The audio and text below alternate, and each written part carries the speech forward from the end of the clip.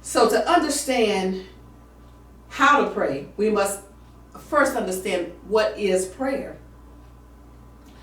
And oftentimes I found that people don't put themselves in a position to pray to God. Acceptable prayer starts with a sincere heart that is seeking the will of God.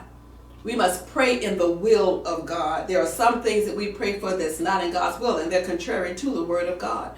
I've heard women that have prayed for husbands, and that was not the man that God had for them. They said, that's the husband, and I know he's going to be my husband. And I said, oh really? Is he saved? And they say, no, but maybe God wants me to save him. And I said, that might be so, but did you really hear that from God? Because he tells us that we're not to,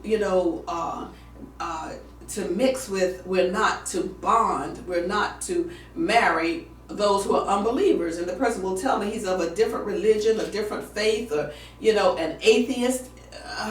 That's against the will and the word of God. And so here it is that let's look at these 8 things that prayer is. Jesus used a naturally impossible situation with the cursing of the fig tree to encourage his disciples that through prayer, they too would see miracles, they would see signs, and they would see wonders in their lives. And I believe that you can see miracles, signs, and wonders in your lives as well when we pray the way that God wants us to pray. So let's look at these 8 things today. I want to cover those 8 things, and I know I don't have a lot of time. If I don't in this particular program, I will carry it over into the next one. But the first thing is that prayer is a two-way communication with God. What that means is that you speak, God listens, you listen, and God speaks. There are times that we should go into prayer where we're just asking God to speak to us. We're not saying anything to him, we're just asking him to speak to us. The Bible tells us that God has always desired to communicate with his people. In Exodus chapter 25, verses 17 to 22, God expressed his desire to meet with the people he had chosen to receive his blessings. These were the Jews that he had, God's first chosen people. Today we are a chosen generation. We are a royal priesthood. We are grafted into the faith through our father of faith, who is Abraham. But in Exodus chapter 25, God wanted to meet with his people. So he told Moses to build this ark of the covenant, and on it to put the mercy seat. He says, there I will come and I will commune with my people. He didn't say I would come and they would commune with me, or they would tell me their problems, tell me their dreams, tell me what they wanted from me. He says, no, I want to speak to them. And God still has that desire to speak to us today. The communion God desires with us when we begin to pray is a fellowship. Many have made prayer to God a one-way street, a one-way communication session.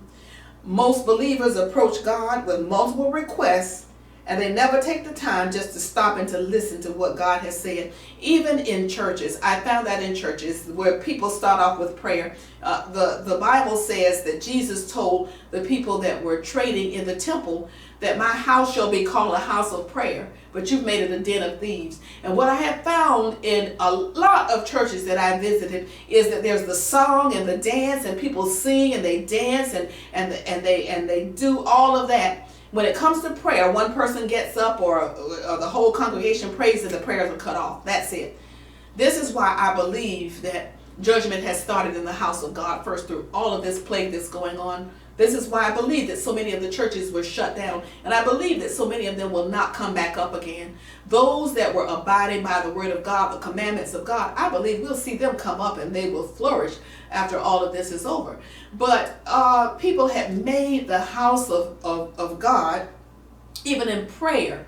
There's so little prayer compared to the singing, the dancing, the offerings, the other things. But there should be prayer.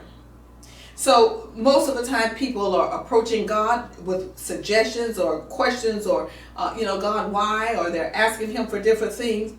But God desires for prayer in our lives to be so that he can communicate with us through a daily fellowship. This is why it's important for us to pray daily.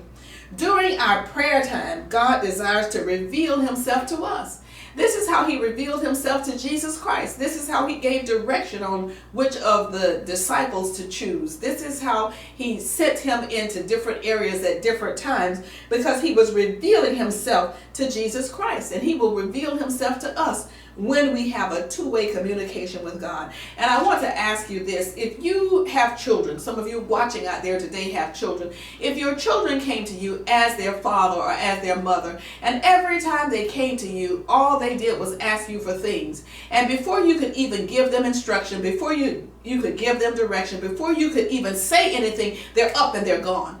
How would you feel about that? Well, God is our Father. And he feels the same way. If the only time you come to him is just to ask for things, eventually you'll stop wanting to give those things to your children. I hope you're getting me today. So prayer is a two-way communication between you and God. I'm suggesting that sometimes you just go into your prayer closet and you say, God, I'm listening. What is it that you want to reveal to me today? The